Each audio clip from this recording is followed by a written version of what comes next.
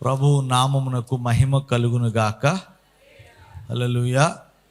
మహోన్నతుడైన దేవుడు, మహామహుడైన ప్రభు, ఈరోజు ఆయన సన్నిధిలో మనందరం కూడా చేరి మరి యొక్క పర్యాయం ఆయన స్తుతించి ఆరాధించడానికి యేసు ప్రభు వారు మనకిచ్చిన శ్రేష్టమైన సమయాన్ని బట్టి నేను దేవుని స్తుతిస్తున్నాను. ఈ పరిశుద్ధ వారంలో ఈ మొదటి రోజు మనందరం కూడా ఆయన సముఖములో చేరి ఆయన ఘనపరిచే భాగ్యాన్ని ప్రభు మనకి అనుగ్రహించారు. కనుక ఈ పరిశుద్ధ వారంలో యేసు ప్రభు వారు సిలువకు సమీపిస్తున్నటువంటి దినాన్న, యేసు ప్రభు సిలువ యాగానికి సిద్ధపడుతున్నటువంటి సమయాన్న ప్రభు అయిన యేసు క్రీస్తు వారు మన జీవితాల్లో, ప్రభు అయిన యేసు క్రీస్తు వారు మన జీవితాలు అనుగ్రహించే రక్షణ కొరకు ప్రభు ఆయన ప్రణాళికను కలిగి ఉన్నాడు. ఆ ప్రణాళికలో భాగంగా సిలువ యాత్ర సాగింది. ఈ సాయంత్రకాల సమయంలో దేవుని సముఖానికి వచ్చిన మనందరం కూడా సిలువని ధ్యానిస్తున్నాం.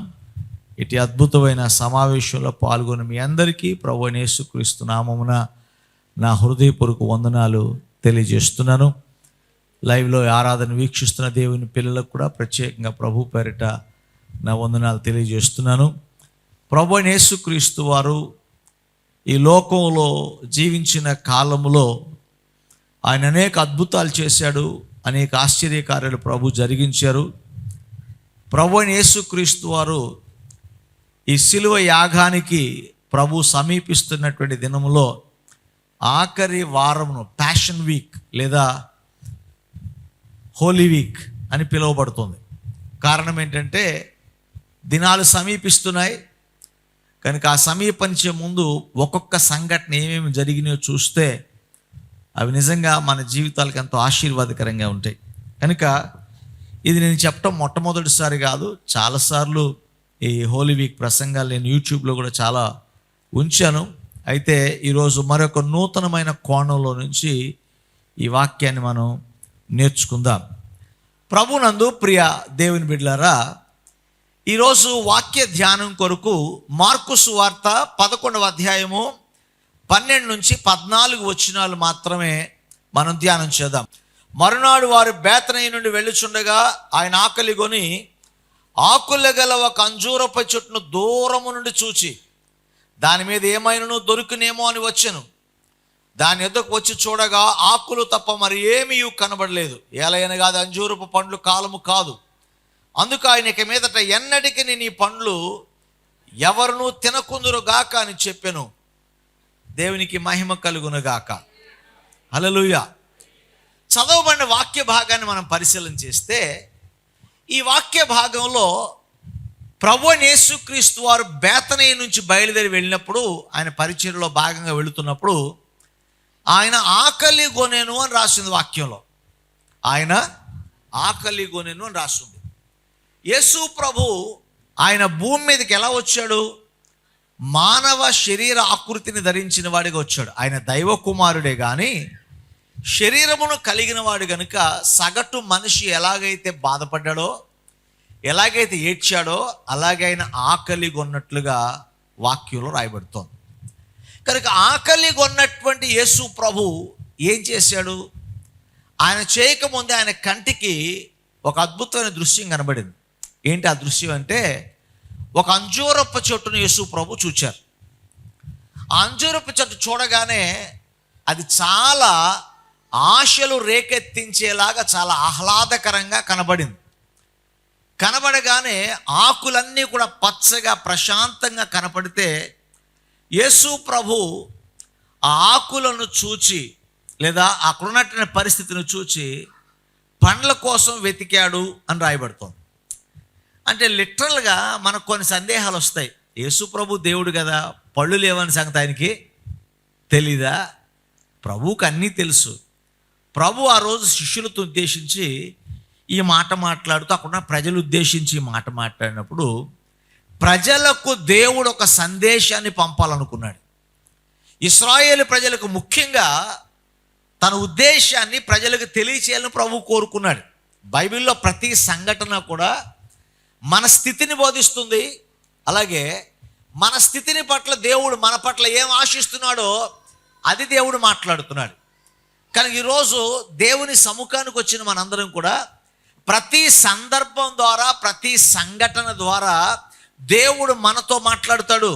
అలాగే ఈ హోలీ వీక్లో మొదటి రోజైనటువంటి ఈ సోమవార దినమందు ప్రభువైన యేసుక్రీస్తు వారు అంజూరపు చెట్టును శపించినటువంటి, లేదా అది పండ్లు కాయకున్నట్లుగా చేసిన సంగతిని మనం గమనించగలుగుతాం. ఇక్కడ కొన్ని ప్రాముఖ్యమైన విషయాలు మీకు చెప్పాలి. యేసు ప్రభు ఎందుకు అంజూరపు చెట్టును శపించాడు? యేసు అంజూరపు చెట్లు పండ్లు కాయకూడదని యేసు ప్రభు ఎందుకన్నాడు? ఎందుకు ఆ మాట అన్నాడు అనేది చాలామందికి మనకి సందేహం కలుగుతుంది. యేసు ప్రభు చెప్పినటువంటి మాటలను కనుక మనం పరిశీలన చేస్తే అది అంజూరపు పండ్లు కాసే కాలము కాదు. నేను చాలాసార్లు చెప్పా, మరలా జ్ఞాపకం చేస్తున్నాను. అంజూరపు చెట్లు అనేటటువంటివి దానికి ఆకులు ఉన్నాయి అంటే కాయలు ఉన్నాయని దాని అర్థం. ఎందుకంటే పండ్లు ఉన్నాయని అర్థం. అంజూరపు చెట్టుకున్న ప్రత్యేకత ఏంటంటే పండ్లన్నింటినీ కూడా ఆకుల చేత కప్పివేయబడుతుంది. కనుక ఆ అంజూరపు పండ్లు కాలము కానప్పుడు అది ఫలాలు ఉన్నట్లుగా యేసు ప్రభు దృష్టికి కనిపించింది. అందుకే ప్రభు యేసుక్రీస్తు ఈ మొత్తం వృత్తాంతం ద్వారా ప్రభు చెప్పాలనుకుంది ఏంటంటే, God is not interested in your outward appearance, God is interested in your inner being. దేవుడు నీ బాహ్య సంబంధమైన అలంకారాన్ని, నీ బాహ్య సంబంధమైన వేషధారణను ప్రభు దృష్టించేవాడు కాదు, కానీ నీ అంతరంగమును దేవుడు చూచేటటువంటి దేవుడు. కనుక బాహ్యానికి బాగానే కనిపించవచ్చు. అక్కడ శాస్త్రులు, పరిసయ్యులు వాళ్ళ వస్త్రధారణ కానీ, వాళ్ళ యొక్క ఆచారాలు కానీ, వారి అలవాట్లు కానీ అన్ని దైవభక్తిని ప్రస్తుతించేలాగా కనిపిస్తాయి, కానీ వారిలో భక్తి లేదు. అందుకే వాక్యం చెప్తుంది, పైకి భక్తి గలవారిని దాని శక్తిని ఆశ్రయించిన వారు. పైకి భక్తి కార్యక్రమాలే, పైకి భక్తి గల పాటలే, పైకి భక్తి కలిగినటువంటి వస్త్రాధరణే, పైకి భక్తుల యొక్క మనోభావాలకు అనుగుణంగానే వారి యొక్క ప్రదర్శన అన్ని మత సంబంధమైనటువంటివే ఉన్నాయి తప్ప, ఆచార సంబంధమైనవే ఉన్నాయి తప్ప ఆచరించదగినటువంటి వారి జీవితంలో లేవు. బయటికి మాత్రమే భక్తుల్లా కనబడుతున్నారు. మన చిన్నప్పుడు ఒక పాట అని చెప్పారు, మేడి పండు చూడ మేలిమయుండు, పొట్ట విప్పి చూడ పొరుగులును. ఇక్కడ అంజూరపు చెట్టు కూడా చూడటానికి అందంగా ఉన్నది, కానీ పండ్లేమీ లేవు, ఆకులు మాత్రమే ఉన్నాయి. ఈరోజు చాలామంది జీవితాల్లో బయటికి కనిపిస్తున్నాం భక్తుల్లాగా, పైకి భక్తుల్లా కనిపిస్తాం తప్ప లోపలంతా డొల్లే. అవునండి, లోపలంతా భక్తి లేదు. పైకి మాత్రమే విశ్వాసులు అని చెప్పుకుంటున్నాం, పైకి మాత్రమే భక్తి పరులు అని చెప్పుకుంటున్నాం, ప్రార్థనా పరులు అని చెప్పుకుంటున్నాం. మన మాటలు చూస్తే భక్తులకు చాలా ఎక్కువగా ఉంటుంది, కానీ క్రియలు చూస్తే భక్తికి సంబంధించిన క్రియ ఒక్కటి కూడా ఉండదు. అందుకే బైబిల్ చెప్తుంది, క్రియలు లేని విశ్వాసము మృతము. యోహాను సువార్త 15వ అధ్యాయంలో ఉన్నాడు, ఫలింపని ప్రతి తీగను నరికి అగ్నిలోనికి పారవేయమన్నాడు. ప్రభు తన బిడల పట్ల ఉద్దేశం ఏంటంటే, దే షుడ్ బేర్ ఫ్రూట్. వారు ఫలించాలి, అంత ఫలాలు లేకుండా ఉండకూడదు. ఫలిస్తేనే దాని యొక్క అందం, ఫలిస్తేనే దాని యొక్క ఉద్దేశాలు నెరవేరుతాయి. ఫలించేవాడు ఎప్పుడూ కూడా దేవుని ఉద్దేశాలు నెరవేరుస్తున్నాడు, అది గుర్తుపెట్టుకోండి. ఫలాలు లేనివాడు, భక్తికి తగ్గ క్రియలు లేనివాడు, విశ్వాసానికి తగ్గ క్రియలు లేనివాడు ప్రభు ఉద్దేశాలు నెరవేర్చట్లా. నువ్వు ప్రభు ఉద్దేశాలు నెరవేర్చకపోతే, ప్రభు తలంపులు నెరవేర్చకపోతే, ప్రభు ఆశలు నెరవేర్చకపోతే నరికి అగ్నిలోనికి పారవేయమని ప్రభువే సెలవిస్తున్నాడు. ఆయనే స్వయంగా చెప్పాడు. కనుక భక్తి అనేది బాహ్య సంబంధమైన దానికి సంబంధించింది కాదు, అంతరంగానికి సంబంధించినటువంటిది. దేవునికి స్తోత్రం కలుగునుగా. కానీ ఈరోజు మనలో కూడా శాస్త్రులు, పరిసయ్యులు చాలామంది ఉన్నారండి. పైకి భక్తి గలగానే కనపడతాం, కానీ అంతరంగంలో భక్తి మనకి లేదు. రెండవదిగా మనం చూస్తే ప్రభు ఆయనకి ఇష్టపడింది ఏంటంటే వేషధారణ. దేవుడు చూచేది అంతరంగం, బాహ్య సంబంధమైనది కాదు. రెండవది వేషధారణ దేవునికి అసహ్యం. వేషధారణ అంటే ఏంటి?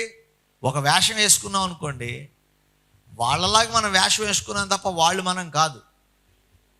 అవునండి, క్రిస్టమస్కి ఆయా పండగలకి డ్రామాలు వేస్తారు, దూతల్లాగా. వాళ్ళు దూతలా, గొర్రెలకా వాళ్ళు గొర్రెలు కాపర్లా, ఇంకోళ్ళు ఆయన యేసు ప్రభులాగా వేస్తారు. యేసు ప్రభులా కాదు కదా, వాళ్ళ వేషం కట్టారు అంతే. ఇవాళ కూడా మనం కూడా పేతురు వేషం కడుతున్నాం, మనం పౌలు వేషం కడుతున్నాం, ఇంకొంతమంది ఒక అడుగు ముందుకే యేసు ప్రభు వేషమే కడుతున్నాం మనం. కానీ మన క్రియలు మాత్రం దానికి సంబంధించి వేషధారణ. ప్రజలు చూడగానే పులి తోలు కప్పుకున్న మేక పులి అవుద్దా? అవ్వదు. అవుద్దండి? ఎట్టి పరిస్థితులు అవ్వదు. పులి పులే, మేక మేకే. కనుక మనం ఒకసారి గట్టిగా పుల్లా గాడ్రించి మాత్రం పులి అవ్వం. నిజమైన పులి వచ్చిందనుకో మన సంగతి వేరే ఉంటుంది. వేషధారణ ఎప్పుడూ కూడా మనము కాని దాన్ని ఇతరులకు నేను అది అని చూపించడానికి ప్రయత్నం చేసేటటువంటిది, ప్రజలను ఏమార్చేటటువంటిది. కానీ దేవుడు వేషధారణ ఎందుకు అంత తీవ్రంగా పరిగణించాడు తెలుసా? దేవుణ్ణి కూడా ఏమార్చడానికి ప్రయత్నం చేస్తున్నారు. దేవుని ఎదుట కూడా అంటే ఏంటి? దేవుడికి ఏం తెలియదనా? దేవుడు గ్రహించలేడనా? దేవుడు దాని గురించిన సత్యం ఆయనకి తెలియదనా? దేవుడు ఏ విధంగా వారిని చూడాలి? శాస్త్రులు పరిశీలైన వారు అన్నీ చేస్తున్నారు, కానీ వారి ఉద్దేశాలు దేవునికి తెలుసు, వారి తలంపులు దేవునికి తెలుసు, వారి ఊహలు దేవునికి తెలుసు, అన్నీ దేవునికి తెలుసు. కనుక దేవునికి తెలిసి ఆయన అన్నాడు, నన్నెవరు మోసం చేయలేరు. బైబిల్ గ్రంథం చెప్తుంది, మోసపోకుడి దేవుడు వెక్కిరింపబడడు. మనం మాత్రమే ఏం చేస్తాం? దేవుడికి ఏం తెలియదు అనుకుంటాం. మన పైకి కనిపించినట్లుగా దేవుడు ఉన్నామని లోపల కూడా అలాగే ఉన్నాం దేవుడు అనుకుంటాడని మనం అనుకుంటాం. కానీ మోసపోకుడి దేవుడు వెక్కిరింపబడడు. కనుక ఆ రోజు అంజూరపు చెట్టును చూచినప్పుడు దేవుడు తన ప్రజలైన వారితో చెప్పనుద్దేశించిన మొదటి మాట ఏంటి తెలుసా? నేను బాహ్యపు రూపమును కానీ బాహ్యపు కార్యాలను కానీ చూచి మెచ్చుకునేవాడను కాను, అంతరంగాన్ని చూచేటటువంటి వాడను. సమూయేలు రాజును అభిషేకించవలసి వచ్చినప్పుడు యెషయా కుమారులు అందరూ వచ్చారు. అవునండి, ఎవరి కోసం వెతుకుతున్నాడు? రాజు అనగానే ఎలా ఉండాలండి? ఒడ్డు పొడుగు మంచిగా ఉండి దిట్టంగా ఉండాలి. కొన్నిసార్లు మన డ్రామాలు వేస్తారు, రాజుని ఏమని పెడతాడు? పినుగులాగా ఉండని పెట్టకూడదు. రాజు అంటే రాజులాగే ఉండాలి కదండి, అలాంటి వాళ్ళే పెట్టాలి. కనుక ఇక్కడ రాజుగా యేసు ప్రభు తన ప్రజలైనటువంటి వారి యొక్క ఆత్మీయ జీవితాలను ఉద్దేశించి ప్రభు మాట్లాడుతున్నాడు.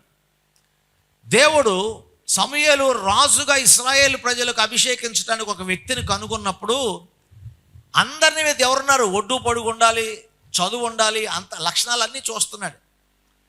కానప్పుడు దేవుడు అన్న మాట ఏంటి తెలుసా? నేను పైరూపమును లక్ష్య పెట్టేవాడను కాను, నేను అంతరంగమును లక్ష్య పెట్టేటటువంటి దేవుడు. God is not interested with your outward appearance, God is interested about your inner experiences. నీ అంతరంగాన్ని బట్టి దేవుడు సంతోషించేవాడిగా ఉన్నాడు. మనకేం కావాలి? చూపునకు రమ్యమైనదై ఉండాలి. అవునండి, ఈ మధ్యన ఎవరున్నారు? నాకు డబ్బులు ఉన్నోళ్ళు అంటే దాని నిర్వచనం ఒకటి చెప్పాడు ఒకడు. డబ్బులు ఉన్నోళ్ళు అంటే అర్థం ఏంటంటే అప్పులు ఉన్నోళ్ళు అన్నట్ట. ఇవాళ కూడా మనకేం కావాలి? బాహ్య సంబంధమైనవే కావాలి మనుషులకి. కానీ దేవుడు బాహ్య సంబంధమైన చోట్ల అంతరంగాన్ని చూస్తున్నాడు. కానీ వాళ్ళ విశ్వాసులముగా భక్తులుగా ఉన్న మనము కూడా ఏం చూస్తున్నాం? బాహ్య సంబంధమైన వాటిని చూస్తాం, అంతరంగాన్ని చోట్ల. ఆదామవ్వలు చేసిన తప్పు ఇంకా మనం చేస్తున్నాం. చూపునకు రమ్యమైనది, వినటానికి వింపుగా ఉంది, అంతే తప్ప సత్యమేమి మనకు అక్కర్లా. ఈరోజు అందరూ మోసపోయేది ఎక్కడ తెలుసా? చూపునకు రమ్యమైనది. కానీ మోసపోటానికి యేసు ప్రభు మనలాంటివి కాదండి. అందుకే యేసు ప్రభు మోసపోలా. యేసు ప్రభు అలా మీరు మోసం చేస్తున్నారని శాస్త్రులు పరిచయులు అక్కడ ఉన్నటువంటి ప్రజలందరికీ చెప్పటం కోసం ఈ మాట చెప్పాడు ప్రభు. యేసు ప్రభు మోసపోయాడని కదా అర్థం కాదు. యేసు ప్రభు మోసపోతాయని దేవుడు ఎందుకు అవుతాడు? యేసు ప్రభు మోసపోయేలా మీరు ప్రజలను అలా మోసం చేస్తారని మతాధికారులకు, అక్కడ ఉన్నటువంటి ప్రజలకు యేసు ప్రభు వారికి పాఠం చెప్తున్నాడు. ఈరోజు మనం దేవుడిని మోసం చేయట్లే, మోసపోకుడి దేవుడు. మరి ఎవరిని మోసం చేస్తున్నాం? మన ప్రక్క వాళ్ళని మోసం చేస్తాం, భక్తి పరులు అని, మనం అందగాళ్ళమని, మనం డబ్బు ఉన్నోళ్ళమని, మనం తలాంతున్నోళ్ళమని. చాలామందికి భక్తి లేకపోవటం వల్ల ఆ మోసంలోనే పడిపోతున్నాం. అందము మోసము, సౌందర్యము వ్యర్థము అని రాసింది వాక్యంలో. ధనము గతించిపోతుందని రాసింది వాక్యంలో. కానీ గతించిపోయేవి మన శరీరంలో, మన జోబులో ఉంటే వాటి విషయమై మనం ఏం చేస్తున్నాం? మోసగించబడుతున్నాం. మోసం చేసేవాళ్ళు ఉన్నారు, మోసగించబడే వాళ్ళు కూడా ఉన్నారు. ఈరోజు శాస్త్రుల వలె, పరిసయ్యుల వలె, అక్కడున్న ప్రజల వలె మనం కూడా వేషధారులుగా ఉన్నామా? మనకు లేనటువంటి వాటిని మనం ప్రదర్శించడానికి ప్రయత్నం చేస్తున్నామా? బాహ్య సంబంధమైన వాటిని చూసి, బాహ్య సంబంధమైన వాటిని చూసి మన జీవితానికి తీర్పు తీర్చుకున్నామా? ప్రభు చెప్తున్న మాట ఏంటి తెలుసా? I'm not interested in your outward appearance. నువ్వు బాహ్యంగా ఎలా ఉన్నావో నాకు అక్కర్లా, నీ అంతరంగము నాకు కావాలి. నీ ఆంతర్యాన్ని బట్టి ప్రభు తీర్పు తీరుస్తాడు, నీ ఆంతర్యాన్ని బట్టి ప్రభు ఆశీర్వదిస్తాడు. కనుక నీ మనస్సులో నీ ఆంతర్యం మంచిదైతే దానికి మించిన సౌందర్యం మరొకటి లేదు. ఈరోజు మన బాహ్య సంబంధమైన వాటికి ప్రాధాన్యత ఇవ్వకూడదు. ఇల్లు చాలా బాగుందండి, ఒకళ్ళ ఇంటికి వెళ్తే అంటే అంత మంచోళ్ళ? ఇల్లు ఉన్నంత శుభ్రంగా మనుషులు ఉండకపోవచ్చు, ఇల్లు ఉన్నంత ప్రశాంతంగా వాళ్ళ జీవితాలు ఉండకపోవచ్చు. కానీ మనకి ఏది కనపడుతుంది? ఇల్లు. అబ్బా ఏముంది ఇల్లు, ఏముంది కారు. బాగానే ఉంటుంది కారు, కొన్ని కార్లు బాగుంటాయి కానీ బ్రేకులు ఉండవు. మీరు హైదరాబాద్ వెళ్ళండి, చూడండి, BMW వెరీ గుడ్ అంటాడు, కొనుక్కొచ్చి రెండో రోజు నుంచి పనిచేయదు. అది కొనుక్కొచ్చి రెండో రోజు నుంచి పనిచేయదు మనకి. ఎందుకంటే అది షోరూంలో పెట్టినప్పుడు ఇది ఎవడో ఏదైనా ఒక కారు ఎందుకు అమ్మేస్తాడు? ఎందుకు అమ్మేస్తాడు? ఇవాళ కొని రేపు అమ్మేస్తాడా? అమ్మడు. దాన్ని షుగర్ కేన్ లాగా పిప్పి చేసి దాన్ని తీసుకెళ్ళి అక్కడ ఇచ్చేస్తే ఈడేం చేస్తాడు? చక్కగా టింకరింగ్ చేసి ఫెయిర్ అండ్ లవ్లీ రాసి దానికి చక్కగా దాన్ని స్ప్రే చేసి చక్క షోరూంలో పెడతాడు. మనం 10 ఏళ్ళు అని వాడిని కానీ భలే ఉందండి అనో 10,000 ఎక్కువ ఇచ్చి మరీ కొంటాం. 4 రోజుల తర్వాత దాని టింకరింగ్ ఊడిపోవటం మొదలెడుతుంది. అవునా? ఇప్పుడు చేయడం టాకాలు పెడతాడు, గట్టిగా గోతులో పడేటప్పటికి మనం ఆ గోతులో ఇది ఆ గోతులో ఉంటుంది. అప్పుడు తెలుస్తుంది ఇది 15 ఏళ్ళు వాడిన కారు అని. అప్పుడు వరకు మనం దేన్ని చూసుకున్నాం? మనం ఏం చూసుకున్నామండి? పై రంగు. చాలామంది వేషధారణ బ్రతుకులు మారట్లా, కానీ దేవుడు అంతరంగాన్ని చూచేటటువంటి దేవుడు. దేవునికి మహిమ కలుగును గాక. హల్లెలూయా. కనుక మన ఆంతర్యం చాలా ముఖ్యమని ప్రభువుని యేసుక్రీస్తు వారు తెలియజేస్తున్నాడు. మూడవదిగా మనం చూసినట్లయితే ప్రభు ఏం మాట్లాడు తెలుసా? God is interested in fruitfulness. దేవుడు ఫలించే అనుభవాన్ని కోరుకున్నాడు తప్ప ఫలాలు లేని అనుభవాన్ని దేవుడు కోరుకోట్ల. దేవుని పిల్లలమైన మనందరము కూడా ఫలించడి వారిగా ఉండాలి.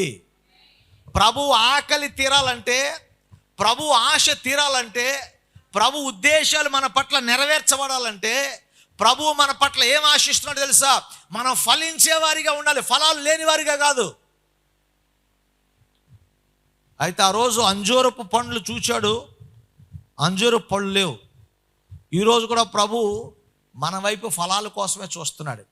నిన్ను చూసిన ప్రతిసారి, ప్రతిరోజు నిన్ను కలుసుకున్న ప్రతిసారి, నీతో మాట్లాడాలనుకున్న ప్రతిసారి, నీ జీవితం ప్రభు దృష్టికి వచ్చిన ప్రతిసారి ప్రభు నీ దగ్గర ఏం ఆశిస్తున్నాడు? నీ వెండి నీ బంగారం కాదు దేవుడు ఆశించట్లా. ప్రభు ఆశించేదేం తెలుసా? నీ మనస్సు. ప్రభు ఆశించేదేం తెలుసా? నువ్వు ఫలించే అనుభవం కలిగి ఉన్నావా లేవా అనేదే ప్రభు ఆశిస్తున్నాడు. ఫలిస్తున్నావా? ఉన్నాయా ఫలాలు? ప్రభు చూసినప్పుడు అంజూరపు చెట్టుకు ఆకులు తప్ప ఫలాలు లేవు. ఒకవేళ ప్రభు మనల్ని చూసినప్పుడు కూడా కేవలం ఆచారం తప్ప మన దగ్గర ఫలాలు లేవేమో. ఊరికే ప్రార్థనకు అందరూ వెళ్తున్నారు కాబట్టి వెళ్ళాలి, చిన్నప్పటి నుంచి వెళ్తాం కాబట్టి వెళ్ళాలి, మా మమ్మీ డాడీ నేర్పించారు కాబట్టి వెళ్ళాలి, అంతేనా? ఇంకా ఇప్పుడు కూడా అలాగే ఉన్నాయి. ఫలాలు ఏమైనా ఉన్నాయా?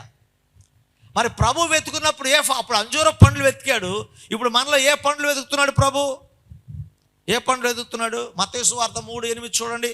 ప్రభు మనలో వెతికే కొన్ని పండ్ల గురించి చెప్తాను నేను. What kind of fruits that God is expecting from today's Christians. ఆ రోజు అంజూరపు చెట్లు పండ్లను దేవుడు ఆశించాడు. ఈరోజు విశ్వాసులైన మనలను చూసినప్పుడు మనలో ఏ ఫలం కావాలని కోరుకున్నాడు చూడండి. మత్తయి సువార్త 3:8, మారు మనస్సునకు తగ్గ ఫలమును మీరు ఫలించండి. స్తోత్రం చెప్పండి అందరూ. ఏ ఫలం ఫలించాలట? మారు మనస్సునకు తగ్గ ఫలం. అంటే మారామని చెప్పటం కాదు, మారినోడికి కొన్ని గుర్తులు ఉంటాయి. అవునండి, మారినవాడికి కొన్ని గుర్తులు ఉంటాయి. హాస్పిటల్లో మనం ఏదైనా జబ్బు చేసి ఎవరికైనా రోగి అయితే వెళ్ళినప్పుడు ఎలా ఉంటాడు? ముఖం ఏలాడి తీసుకొని ఇంకా చచ్చిపోతానేమో డౌట్తో, అనుమానాలతో, ముఖానికి ఎంత ఫెయిర్ అండ్ లవ్లీ వచ్చినా ఫెయిర్గా ఉండడాడు. ఎందుకంటే వాళ్ళలో భయం ఏం చేస్తుంది? యాక్చువల్గా అయితే హాస్పిటల్లో ఉన్నప్పుడు ఎక్కువ పెడుతుంటారు కదా, పెద్ద పెద్ద జబ్బులు కాదు, మామూలుగా చెప్తా. ఏదైనా వచ్చిందనుకోండి బాగా మ్యాప్టాక్ ట్రై చేస్తుంటారు మనల్ని, కానీ మన బొగ్గలు మాత్రం అర కిలోమీటర్ లోపలికి వెళ్ళిపోతాయి. ఎందుకని? భయం కదా, భయం మనలో వస్తుంది. అందుకే మనకి ఆకలి ఉండదు. ఆ 4 రోజులు అయిన తర్వాత హాస్పిటల్ నుంచి బయటకు వచ్చే శుభ్రంగా అన్ని ఆరోగ్యంగా ఉన్న తర్వాత ఇంకా అలాగే నడుస్తున్నాడు అనుకోండి, జబ్బు ఉన్నట్ట పోయినట్ట? జబ్బు ఉన్నట్టే కదా. అలాగే మనం ఫలాలు ఫలిస్తే గనక, లేదా మారు మనసు పొందామంటే దేవుడు ఏమంటున్నాడు? నువ్వు మారు మనసు పొందటం ముఖ్యం కాదు, మారు మనసునకు తగ్గ ఫలమును నీవు ఫలించాలి. నువ్వు మారావనటానికి రుజువు కావాలి, నీ బ్రతుకు మారిందనటానికి హేతువు కావాలి. యేసు ప్రభు ఆ మార్గం గుండా వెళుతుండగా చెట్టు ఎక్కి ఒకడు చూడాలనుకున్నాడు యేసయ్యను. ఎవరు? జక్కయ్య. ఎవరిని చూడాలనుకున్నాడు? యేసయ్యను చూడాలనుకున్నాడు. యేసయ్యను చూడాలనుకున్నాడు కానీ యేసయ్యను ఈయన చూసే కంటే చెట్టు ఎక్కని యేసయ్యను ముందే జక్కయ్యను యేసు ప్రభు చూసినాడు. నేడు నేను నీ ఇంట వెళ్ళాడు. అందరు తిరిగి ఏమైనా కానీ భోజనం చేశాడు. ఏమైందో నాకు తెలియదు, ఏం ప్రసంగం చేశాడో నాకు తెలియదు, కానీ జక్కయ్య ఎవరెవరి ఇంటి దగ్గర అయితే మోసం చేసి తీసుకున్నాడో, ఎవరి దగ్గర కమిషన్ తీసుకున్నాడో, ఎవరి దగ్గర లంచం తీసుకున్నాడో దానికి 2 అంతలు వేసి మరి ఒక్కొక్కరికి ఇచ్చేసి ఆయన పరిశుద్ధంగా దేవుని ఎదురు నిలబడ్డాడు. దేవునికి స్తోత్రం కలుగును గాక. మారు మనసునకు తగ్గ ఫలం అంటే అది. మారు మనసు వస్తే మారు మనసు తగ్గ ఫలాలు ఉండాలండి. అందుకే నేను మారానంటాను తప్ప మారానని చెప్పుకుంటే ఇంకా బూతులు మాట్లాడకూడదు, మారానని చెప్పుకుంటే ఇంకా లోకాశల్లో ఉండకూడదు, మారానని చెప్పుకుంటే వ్యర్థమైన వాటి మీద తిరగకూడదు, ఇంకా లోకపు పోకడలు మనలో ఉండకూడదు. అవేమీ పోకుండా నేను మారానంటే నీ మార్పునకు తగ్గ ఫలము లేదండి. మామిడి చెట్టుకి మామిడికాయే కాయాలి, అరటి చెట్టుకి అరటికాయే కాయాలి, ఏ చెట్టుకు ఆ కాయే కాయాలి. మారు మనసు పొందినవాడు మార్పునకు తగ్గ క్రియలే వానిలో ఉండాలి. ఇక వానిలో మోసం ఉండకూడదు, లోకపు పోకడలు ఉండకూడదు, లోకపు అలవాట్లు ఉండకూడదు, లోకపు ఆశలు ఉండకూడదు. వాడు మారిన వ్యక్తిగా ప్రభువుని పోలి నడుచుకున్న వాడిగా కనిపించాలి. కనుక ప్రభు నీ నుంచి ఆశిస్తున్న ఫలం ఏంటి తెలుసా? మార్పునకు తగ్గ ఫలం నీలో చూస్తున్నాడు ప్రభు.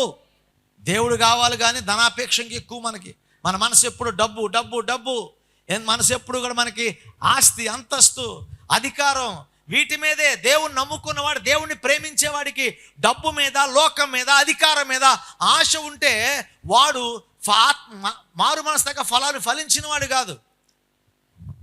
నేను ఇదివరకు చెప్పా, మారు మనసు ఏంటంటే change of mind, change of direction కదా. మన యొక్క రూట్ను పూర్తిగా మార్చుకోవటం, మన జీవన విధానాన్ని పూర్తిగా మార్చుకోవటం. మారు మనసునకు తగ్గ ఫలమును మీరు ఫలించండి. ఇవాళ చాలామందికి మారు మనసు తగ్గ ఫలాలు లేవని సమయంలో ప్రభు పేరిట నేను మీకు జ్ఞాపకం చేస్తున్నాను. ప్రభునందు ప్రియ దేవుని బిడ్డలారా, రోమిలకు రాసిన పత్రిక 6వ అధ్యాయం 22వ వచనం చూడండి. రోమిలికి రాసిన పత్రిక 6వ అధ్యాయము 22వ వచనాన్ని మనం చూడగలిగితే, ఆయనను ఇప్పుడు పాపము నుండి విమోచించబడి దేవునికి దాసులైనందున పరిశుద్ధత కలిగి ఉన్నటే మీకు ఫలము. స్తోత్రం చెప్పండి అందరూ. సో మనం ఫలించే ఫలం ఏంటంట? పరిశుద్ధత. చెప్పండి అందరూ. మొట్టమొదటిది ఫలం, ప్రభు మనలో చూసేది ఏంటి? మారు మనసునకు తగ్గ ఫలము. ఇప్పుడు రెండవదిగా అపోస్తలుడైన పౌలు రోమా సంఘానికి రాస్తూ ఏమంటున్నాడు? మీ ఫలం ఏంటంటే పరిశుద్ధతయే మీ ఫలము. పరిశుద్ధత అనగా ప్రభువు మార్గమును అనుసరించి నడుచుకొనుట, దేవుని స్టాండర్డ్స్లో మన భక్తిని మార్చుకొనుట, దేవుని యొక్క స్టాండర్డ్స్లో మన భాష ఉండుట, దేవుని యొక్క స్టాండర్డ్స్లో మన ఆశలు ఉండడం, ఇవి పరిశుద్ధత. కానీ మనం చేసిన ప్రతి మనమే అబ్బాబే నేనేం అబద్ధం ఆడినాడు, నేనే అన్ని. అందుకే అన్నాడు, మన నీతి అంట దేవుని దృష్టికి మురికి గుడ్డతో సమానం. కనుక మనం పరిశుద్ధత అనేది మనం కొలుసుకోవడానికి స్కేల్ ఏంటంటే దేవుడే. కనుక మారు మనసు పొందిన ప్రతివాడు పరిశుద్ధత కలిగిన వాడిగా ఉండాలి. ఎందులో? మన తలంపుల్లో, మన ఊహల్లో, మన ఆలోచనలో, మన మాటల్లో, మన చూపుల్లో, మన ప్రవర్తనలో పరిశుద్ధత గలవారిగా మనము ఉండాలి. ఎందుకంటే దేవుడు నీలో చూసే ఫలం ఏంటి తెలుసా? పరిశుద్ధత. దేవునికి స్తోత్రం చెప్పండి. హల్లెలూయా. కొలసీ పత్రిక 1వ అధ్యాయం 10వ వచనం చూడండి. ప్రతి సత్కార్యములలో సఫలమవచ్చు. చాలండి. దేవుడు మనలో చూస్తున్న మరొక ఫలం ఏంటి తెలుసా? సత్కార్యము. చూడండి, అందరూ చెప్పండి ఏంటండి? సత్కార్యములు. మారు మనసు పొందిన వాడి కార్యాలు ఎలా ఉండాలి? సత్ప్రవర్తన, సత్కార్యాలు కలిగిన వాడిగా ఉండాలి. మీ సత్క్రియలను బట్టి పరలోకమందున మీ దేవుడు మహిమపరచబడుచున్నాడు. దేవుడు మహిమపరచబడాలంటే నీ సత్క్రియలే ఆధారం. కనుక విశ్వాసి ఫలించవలసిన మరొక ఫలం ఏంటి తెలుసా? సత్క్రియలు. ఎలా ఉన్నాయి మన క్రియలు? అన్ని వంకర క్రియలే. చెప్పేదంతా యేసు ప్రభు మాటలు, చేసేదంతా లూసిఫర్ పనులు. దీన్ని సత్క్రియలు అంటారు, దీన్ని లూసిఫర్ క్రియలు అంటారు. కానీ ప్రభు మన వైపు చూసినప్పుడు ఏం చూస్తున్నాడు? మనలో సత్క్రియలను మనం చూస్తున్నాం. అదే దేవుడు మన నుంచి ఆశించే ఫలము. దేవునికి స్తోత్రం కలుగునుగాక. హల్లెలూయా. రోమిలికి రాసిన పత్రిక 1వ అధ్యాయము 1:13 చూడండి. సహోదరులని ఇతరులు అన్యజనుల్లో ఫలము పొందినట్లు మీలో కూడా ఫలమేదైనను పొందవాలని అనేక పర్యాయములు మీ యొద్దకు రానుద్దేశించి. దేవునికి స్తోత్రం కలుగునుగాక. పౌలు ఇక్కడ ఫలాన్ని గురించి మాట్లాడతాడు. ఏంటి ఆ ఫలము తెలుసా? ఆత్మల సంపాదన అనేటటువంటి ఫలము. ప్రభు నీ భక్తిని చూసి, నీ పాఠం చూసి కాదు దేవుడు అడిగేది ఏంటి తెలుసా? నీ ద్వారా ఎంతమంది ప్రభు దగ్గరికి వచ్చారు. నేను ఒక ప్రాంతానికి వెళ్ళినప్పుడు కొంతమంది ఫలాల్ని పొందాను. మీ ప్రాంతం తరచెందుకు వస్తుందని తెలుసా? మీ ద్వారా కూడా ఫలము పొందాలని. అనగా ఆత్మలు రక్షించడమే మనం ఫలించే ఫలాలు. ప్రభు మన వైపు చూసినప్పుడు మన దగ్గర ఉన్నాయి ఆ ఫలాలు ఫలిస్తున్నామా? ఎన్ని ఫలాలు ఫలించాం? ఎంతమందిని ప్రభు వైపు తిప్పాం? ఎంతమంది ప్రభు దగ్గరికి రానివ్వగలిగాం? ఎంతమందిని ప్రభువుకు పరిచయం చేశాం? ఎన్ని ఆత్మలు ప్రభు కొరకు సంపాదించాం? ఆత్మల సంపాదనే మనం ఫలించడి ఫలము. దేవునికి స్తోత్రం కలుగునుగాక. హల్లెలూయా. ప్రభునందు ప్రియ దేవుని బిడ్డలారా, చివరికి ఒక మాట జ్ఞాపకం చేస్తాను మీకు. గలతీయులకు రాసిన పత్రిక 5:20 నుంచి చూసినట్లయితే ఆత్మఫలం ఏమనగా ప్రేమ, సంతోషం, సమాధానం, దీర్ఘశాంతం, దయాళత్వం, ఆశా నిగ్రహం, మంచితనం, ఇవి ఆత్మ విశ్వాసం అనేది మంచి ఆత్మ ఫలములు. కనుక దేవుని సందులో మనం ఆత్మ ఫలమును ఫలించే వారిగా మనము ఉండాలి. ఈ ఆత్మ ఫలం అంతటికి ఒక పేరు పెట్టాలంటే ఏం పేరు పెట్టాలి? క్రీస్తు యేసును కలిగిన మనస్సును మీరును కలిగి ఉండాలి. ఆత్మఫలం ఫలించడం అంటే క్రీస్తు యేసు మనసు కలిగి ప్రవర్తించడం, క్రీస్తు యేసు మనసు కలిగి జీవించడం. అది ఆత్మఫలం ఫలించేట అనుభవం. ఈరోజు చాలామంది ఫలాలు లేని వారిగా మనం కనిపిస్తున్నాం. ఆ రోజు బేతనీ నుంచి బయలుదేరి వెళుతున్న యేసు ప్రభు ఆయన మార్గములో చూస్తున్న ఒక అంజూరపు చెట్టును చూచాడు.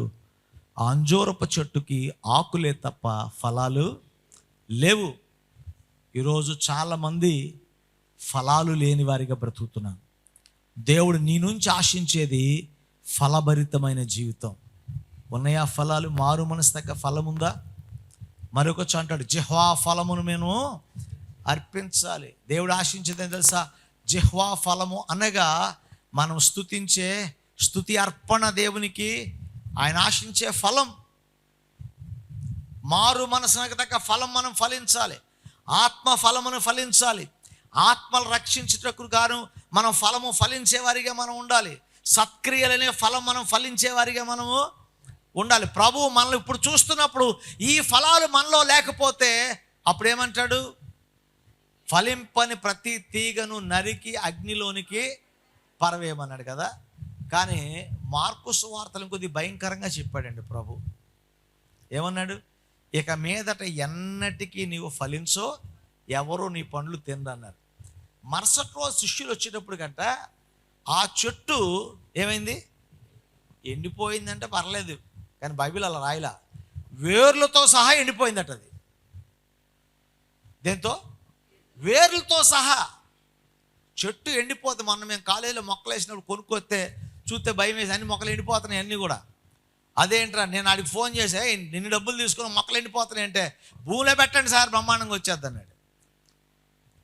పెట్టిన తర్వాత అన్నీ బాగానే బతికేసినాయి. ఇక్కడ కూడా కొన్ని మొక్కలు వేసాం, అన్నీ ఎండిపోతే సిద్ధంగా, రాలిపోతే సిద్ధంగా ఎండిపోయిన ఆకులన్నీ. మళ్ళా డౌట్ వచ్చింది, ఎరా మంచోడు ఇలా చేసేవంటారు నువ్వు, విశ్వాసం పిశాచులని మొక్కలు ఇచ్చావంటే, లేదే గారు మిమ్మల్ని మోసం చేస్తాను భూమిలో పెట్టినాడు. పెట్టిన తర్వాత వెంటనే వేరుంటే చాలు మొక్క బతికేస్తుంది కదా. అంటే పైకి భక్తి గలవారిగా ఉండి వారి ఆంతర్యం కనుక సరిగా లేకపోతే, వేషధారణ గల ప్రవర్తన గలవారిగా ఉంటే, ఫలాలు లేని వారిగా ఉంటే, దేవుడు వారిని ఎక్కడి నుంచి ఆపేస్తున్నాడు తెలుసా? వేర్లతో సహా కాల్చేస్తున్నాడు. మరలా ఇక నువ్వు మళ్ళా దేనికి పనికి రాకుండా చేసేస్తున్నాడు ప్రభు. మళ్ళా ఫలిస్తే, మళ్ళా బ్రతికితే, మళ్ళీ ఏం ఫలిస్తావు? మళ్ళా నువ్వు మళ్ళా కారు ద్రాక్షలే ఫలిస్తావు, మరలా వేషధారణే. అందుకనే నీలో ఆ వేషధారణకి లేకున్నట్లుగా, బాహ్య సమ్మానికి ప్రాధాన్యత ఇచ్చేవాడిగా ఉండకున్నట్లుగా, ఫలములు లేనివాడిగా ఉండకున్నట్లుగా, ఇక నీకు ఆ బాధ లేకుండా ప్రభు వేర్లతో సహా దేవుడు వాటిని కాల్చేశాడు లేదా మార్చేశాడు. There is no life in them. దేవుడు చెప్పే మాట ఏంటి తెలుసా? బాహ్య జీవితానికి ప్రాధాన్యత ఇచ్చి వేషధారణ బ్రతికి లోకాన్ని ఆశించి ఫలాలు లేనివాడిగా ఉంటే నీకు జీవము ఉండదు. You will not live again. నువ్వు మరలా బ్రతకవు. ప్రభువైన యేసుక్రీస్తు చెప్తున్న మాట, నా యందు విశ్వాసం ఉంచిన వాడు చనిపోయిన మరలా బ్రతుకును. నా యందు విశ్వాసం ఉంచిన వాడు, కానీ విశ్వాసం ఉంచి క్రియలు లేనివాడు వాడిక మరలా ఎన్నటికీ బ్రతకడు. కనుక దేవుడు అంత తీవ్రంగా వేషధారణ పరిగణించాడు. దేవుడు అంత తీవ్రంగా బాహ్య సంబంధమైన వాటిని ప్రాధాన్యత చూపించే వాళ్ళకి దేవుడు అంత తీవ్రంగా పరిగణించాడు. ఫలాలు లేకపోవటాన్ని దేవుడు అంత తీవ్రంగా పరిగణించాడు. కానీ ఈరోజు వేర్లతో సహా చెట్టు కాలిపోయినట్లుగా, దేవుని శాపానికి మనం గురి కాకున్నట్లుగా దేవుడు ఆనాటి కాలపు ప్రజలకు చెబుతూ మనతో ఈరోజు మాట్లాడుతున్నాడు తెలుసా? Never give importance to outward appearance. బాహ్య సంబంధమైన వాటికి నువ్వు ప్రాధాన్యత ఇవ్వవద్దు, అంతరంగాన్ని చూచేవాడిగా నీవు ఉండాలి. ఎందుకంటే యేసయ్య బాహ్య సంబంధమైన వాటికి ప్రాధాన్యత ఇవ్వలేదు, అంతరంగానికి ప్రాధాన్యత ఇచ్చాడు. రెండవది, యేసు ప్రభు చెప్పే మరో మాట ఏంటి తెలుసా?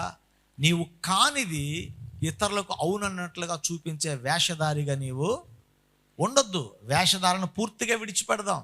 ఎవరిని మోసం చేయడానికి ప్రయత్నం చేయొద్దు. దేవుని అంతకన్నా మోసం చేయలేం మనం. ఆయన హృదయమును దాని ఆంతర్యమును తెలుసుకున్న నీతిగల దేవుడు. నువ్వు వేషం కట్టావో నిజంగా ఉన్నావో దేవునికి తెలిసినంతగా మరెవరికీ తెలియదు. కనుక ఈరోజే నువ్వు ఆరాధిస్తున్న దేవుడు నీ ఆంతర్యాన్ని గ్రహించగలిగిన వాడని, నీ అంతరంగమును ఎరిగిన వాడని, నీ బాహ్య రూపముగా ఆంతర్యాన్ని కూడా ఎరిగిన వాడు. కనుక ఆయన దగ్గర వేషధారణ మనకి పనికి రాదు. వేషధారణ బతుకు గురించి ప్రభు మాట అన్నాడు, వాళ్ళు సున్నం కొట్టిన సమాధులు అన్నాడు. ఈరోజు చాలామందికి సున్నం కొట్టిన సమాధులు, సమాధి బయటికి ఎంత అందంగా కట్టినా అందులో ఏముంటుంది? కుళ్ళిపోయిన దేహమే ఉంటుంది, పురుగులు పట్టిన దేహమే ఉంటుంది. వేషధారి కూడా అంతే. అయ్యా పరిసయ్యులారా, శాస్త్రులారా, మీరు సున్నం కొట్టిన సమాధులు లాంటి వాళ్ళు. వేషధారణ దేవుడు సహించలేదు. పురుగు మనలో ఉంటే ఏం చేస్తుంది? మనల్ని తినేస్తుంది, మన ఆకారాన్ని మార్చేస్తుంది. వేషధారణ కూడా అంతే, మన జీవితాన్ని పాడు చేస్తుంది. అందుకే దేవుడు వేషధారణ సహించలేదు. మూడవదిగా దేవుడు ఫలించాడు అనుభవాన్ని మన నుంచి ప్రభు ఆశించాడు. అని ఈరోజు ఈ హోలీ వీక్లో మొదటి రోజు యేసు ప్రభు సోమవారం ఆ రోజు అంజూరపు చెట్టును చూచి శపించాడని విన్నాం తప్ప ఎందుకు శపించాడో మనం తెలుసుకోలేకపోయాం. ఈరోజు ఎందుకు శపించాడో తెలుసా? వాళ్ళు పైవేషాన్ని చూపించి ప్రజల్ని మోసం చేస్తున్నారు. వేషధారణ కలిగి భక్తి నిజంగా చేసేవారుగా లేరు. కేవలం ఫలాలు ఉన్నాయంటే నటించారు తప్ప ఫలాలు లేవు వాళ్ళ దగ్గర. అందుకే దేవుడు శపించాడు. ఈరోజు ఆ శాపం మన మీదకి రాకుండా అంటే మన ఆంతర్యానికి విలువిద్దాం, వేషధారణ విడిచిపెడదాం, దేవుని ఉద్దేశమైన ఫలాలను ఫలిద్దాం. దేవుడు అప్పుడు ఫలించే ప్రతి వారిని కూడా ఆయన సంతోషిస్తాడు.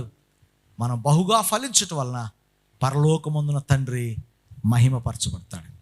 ఈరోజు ప్రభు యొక్క శాపానికి మనం గురి కావడం కోసం ప్రభు మనల్ని పిలవల. ఈరోజు ఒకవేళ మన స్థితి ఇంకా బాహ్య సంబంధం మనకు విలువిచ్చి ఇంకా మన జీవితాల్లో వేషధారణతో ఉండి ఫలాలు లేకుండా ఉండి శపితమైన జీవితానికి సిద్ధంగా ఉన్నామా? ప్రభు ఈ రాత్రి ఒక అవకాశం ఇచ్చాడు. ఆ వేషధారణ విడిచిపెట్టి, ఆ బాహ్య సంబంధం నాటి ప్రాధాన్యత విడిచిపెట్టి ఫలించడానికి పూనుకొని ప్రభువా నన్ను ఫలింపచేయమని ప్రభువుని అడిగితే ప్రభు ఆశీర్వాదం నీ మీదకి వస్తుంది. ఆ ఆశీర్వాదం ఇవ్వటం కోసమే ప్రభు ఈ మాటలు మనకి జ్ఞాపకం చేశాడు. కనుక ఈరోజు ఒక్కసారి ప్రభు దగ్గరికి వచ్చి, ప్రభువా నా వేషధారను క్షమించు, ఇంతవరకు నేను బాహ్య సంబంధం చూచానయ్యా, నా చూపు నాకు ఇంపైనదే ఉన్నదాన్ని అడుగుతున్నానయ్యా, నాకు చూపు నాకు రమ్యమైన వాటి కొరకు నేను పడిపోతున్నాను ప్రభువా, నాలో ఫలాలు లేకుండా ఫలాలు ఉన్నట్టుగా నా జీవితాన్ని కొనసాగిస్తున్నానయ్యా, నన్ను క్షమించు ప్రభువా, నాలో ఫలించే అనుభవం దయచేయండి, నాలో అంతర్యాన్ని ప్రభువా శుద్ధి చేయండి, నాలో వేషధారణ తీసివేయని ప్రభువుని అడగండి. ప్రభు మీ జీవితాన్ని ఆశీర్వాదకరంగా మారుస్తాడు. తలలు ఉంచండి, మోకరించగలిగిన వారు మోకరించలేదా నిలవబడండి.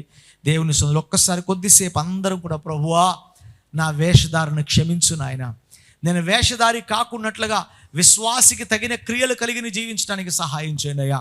పరిశుద్ధత నాకు ఇవ్వండి అయ్యా. నా మాటలో పరిశుద్ధత, నా చూపులో పరిశుద్ధత, నా తలంపులో నా పరిశుద్ధత దయచే ప్రభువా. పవిత్రమైన జీవితం దయచేయండి. సత్క్రియలు గలగాడుగా సహాయం చేయండి. మారు మనసుగా ఫలాలు ఫలించడానికి సహాయం చేయండి. అపవిత్రత అవిధేయత నాలోంచి తీసివేయండి ప్రభు. అందరూ ఎలుగెత్తి ప్రార్థన చేయండి. అందరూ స్వరాలు తెరిచి ప్రార్థన చేయాలి. ప్రభువా నాలో వేషధారణ తీసివేయను ఆయన, నాలో బాహ్య సంబంధమైన వాటికి ఇచ్చే ప్రాధాన్యత తీసివేయ ప్రభువా, నేను ఫలమును ఫలించే స్థితి నాకు దయచేయను ఆయన. హల్లెలూయా హల్లెలూయా హల్లెలూయా. అందరూ స్తోత్రం చెప్పాలి, ప్రార్థన చేయాలి, ప్రభువుని అడగాలి. యేసయ్యా నా అతిక్రమాలు క్షమించయ్యా, నా వేషధారణ బ్రతుకును క్షమించయ్యా, నేను బాహ్య సంబంధమైన వాటికి ప్రాధాన్యత జీవితం క్షమించు నాయన. ఆంతర్యాన్ని చూపించు ప్రభు, ఆంతర్యాన్ని తెలుసుకునే కృప దయచేయను ఆయన. దేవా మాలో తండ్రి యథార్థత దయచే తండ్రి, ఫలించే అనుభవం దయచేయను ఆయన. నీ శాపానికి గురి అవ్వకుండా మీ ఆశీర్వాదానికి మేము పాత్రలో ఉన్నట్లుగా ఫలించే అనుభవం మాకు దయచేయండి తండ్రి. ఫలించే అనుభవం దయచేయండి ఆయన, ఫలించే అనుభవం దయచేయండి తండ్రి. సహాయం చేయండి, సహాయం చేయండి. ప్రేమగల తండ్రి, పరిశుద్ధుడైన దేవా మీకు వందనాలు. ఈ రాత్రి ప్రభువా మా జీవితాలు ఎలా ఉండాలో, ఎలా ఉంటే నువ్వు ఆశీర్వదిస్తావో, ఎలా ఉంటే మేము దీవెని కోల్పోతామో మాతో మాట్లాడిన దేవా. మేము వేషధారుల వలె కాక దేవా, పైకి ప్రభువా మేము అనేకులకు మంచిగా కనిపించేటటువంటి వారముగా కాక, బాహ్య సంబంధమైన వాటికి విలువిచ్చే వారంగా కాక ప్రభువా, ఫలించి నీ కొరకు జీవించే భాగ్యం మాకు దయచేయండి. విన్న వాక్యం మా హృదయంలో ఫలింపజేసుకొని వాక్యానుకూలంగా జీవించే కృప దయచేయండి. ఈ రాత్రి ప్రభువా బలహీనతతో బాధపడుతున్న ప్రతి వారిని ముట్టి స్వస్థపరచండి. నీ వాక్యాన్ని వినువారు మాత్రమే కాక వాక్యానికి చోటిచ్చి వాక్యానికి లోబడి మమ్మల్ని మేము శుద్ధి చేసుకొని నీ రక్తములో కడుగబడి నీ ద్వారా శుద్ధి చేయబడి ప్రభువా నీ కొరకు ఫలించని వ్యక్తులుగా మమ్మల్ని చేయండి. మీ దీవెన ఆశీర్వాదాలతో మమ్మల్ని నింపండి. యేసు నామమును అడిగి వేడుకొని ప్రార్థిస్తున్నాము తండ్రి, ఆమేన్. మన పరమ తండ్రి దేవుని ప్రేమ, కుమారుడైన క్రీస్తు కృప, పరిశుద్ధాత్మ దేవుని యొక్క అన్యోన్య సహవాసము సమాధానం కూడి వచ్చిన మనకును ఆయన నామమును ప్రేమిస్తున్న సకల పరిశుద్ధులందరికీ ఇప్పుడు ఎల్లప్పుడూ సదా తోడే నడిపించునుగాక. ఆమేన్.